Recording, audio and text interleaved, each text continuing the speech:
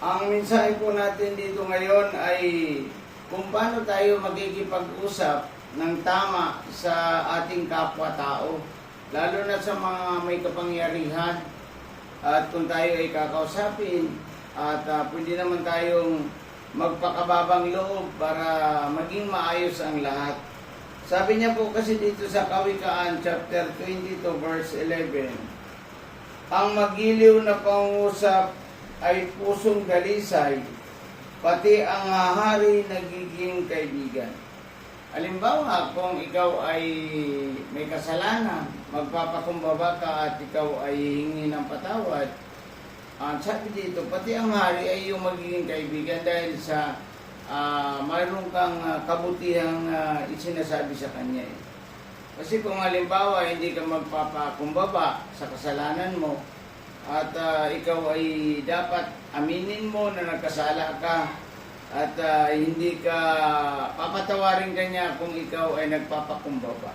Sabi niya dito maliwanag, ang magiliw na pangusap at may pusong dalisay, pati ang hari magiging kaibigan. Yung mga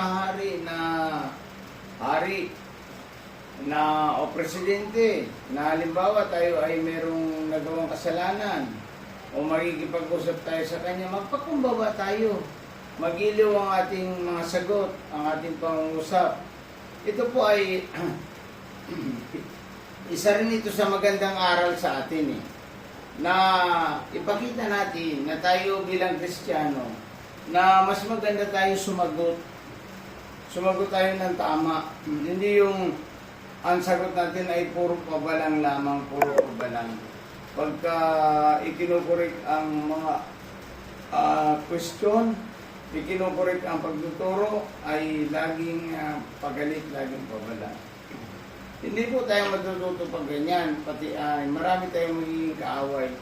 Kaya sinasabi sa atin ng Biblia, nasabi niya dito, ang magiliw na pangungusap at may pusong dalisay. Ibig sabihin ng may pusong dalisay, may pusong malinis, yung totoo yung sinasabi mo, totoo yung nagpapakumbaba ka. Sabi niya dito, pati ang hari magiging kaibigan. Kasi kung halimbawa, mayroon tayong talagang pusong dalisay, yung pusong mapagpakumbaba, pati ang hari ay maging ating kaibigan. Purihin natin ang ating Diyos sapagkat dakila ang ating Panginoon.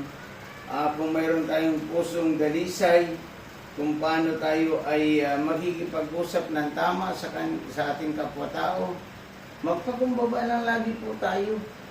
At bibigyan ito ng Diyos ng kapangyarihan upang ang mga hari o ang sino man kasama mo sa bahay, kasama mo sa buhay, o mga kaibigan mo, o mga may kapangyarihan sa gobyerno, sa batas, ay yung magiging kaibigan dahil sa ikaw ay magalang at maayos ang iyong mga pangungusap at iyong sagot.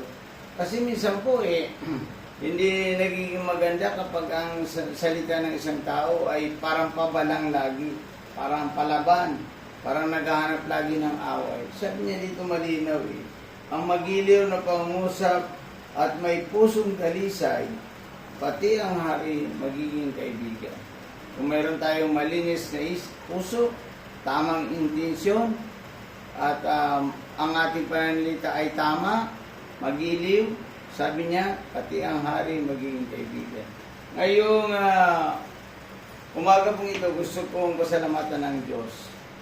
Naway matuto tayo sa ating mga pagsagot, sa ating mga